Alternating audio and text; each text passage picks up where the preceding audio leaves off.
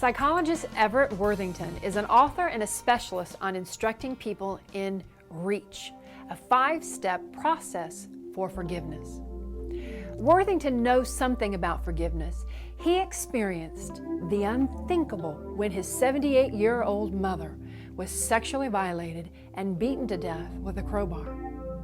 According to an article published by WWBT in Richmond, Virginia, Worthington states that this was a particularly horrific scene, one that I just never will forget. Adding to his difficulties, Worthington's brother could not get the image of his mother's death out of his head, and a few years later, he committed suicide.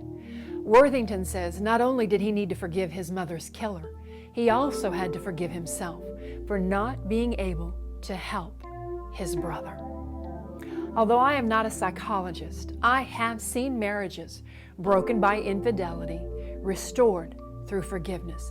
I have witnessed criminals find self-forgiveness and the ability to move forward in life, and I have seen the abused released from the horrors of cruelty through forgiveness.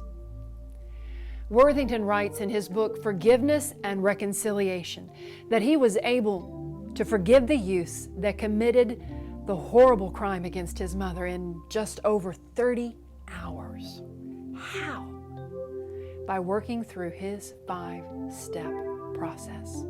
I hope these steps will help you discover emotional forgiveness. Step number 1 requires you to recall the events and hurt as accurately and objectively as possible. I would liken this to accurate thinking. Using our minds, not our emotions, to correctly understand and evaluate. We don't need to recall the event just to remember we are a victim or to punish the aggressor with our words. We recall to gain perspective.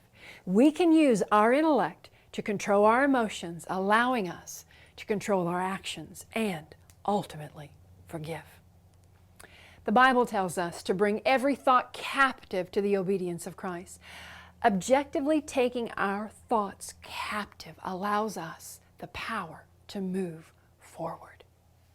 Step number 2 is to empathize. Try to understand what happened from the point of view of the person who wronged you.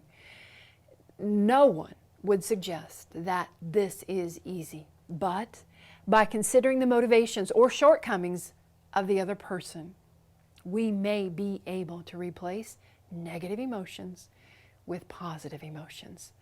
Dostoevsky says, nothing is easier than to condemn the evildoer. Nothing is harder than to understand him. Empathy is the process of putting yourself in the other person's chair. Worthington, by looking at his mother's killer as young, reactionary, and out of control, was better able to understand his mother's senseless tragedy. Step number 3 is to become altruistic by giving the gift of forgiveness. Jesus Christ gave the greatest gift of forgiveness when He took our transgressions upon His body and died for us. He did nothing wrong, but God so loved us that He sent His Son to pay the price for our sin. Christ's words spoken on the cross ring out through eternity. Father, forgive them, for they do not know what they do. Isn't this ultimately the voice of unconditional forgiveness? And doesn't this give us the power to forgive? Sometimes in order to offer the gift of forgiveness, we must remember or value an instance when someone else forgave us. Once you make the decision to offer the gift of forgiveness, Worthington suggests the step of committing to public forgiveness. This can be done through writing in a journal, telling a friend, creating a certificate of forgiveness, or even telling the individual that wronged you. And the last step is to hold on to forgiveness. Psychologists say that forgiveness is not forgetting, but forgiveness is a decision. Memories of the wrong incurred and the associated negative feelings will arise, but hold on to forgiveness. Remind yourself that you made a decision to forgive. In our next segment, we will discuss the health benefits of forgiveness. But right now, I want you to remember, you can find this forgiveness by simply calling on the name of Jesus, and He can remove the pain and open your heart to a new future.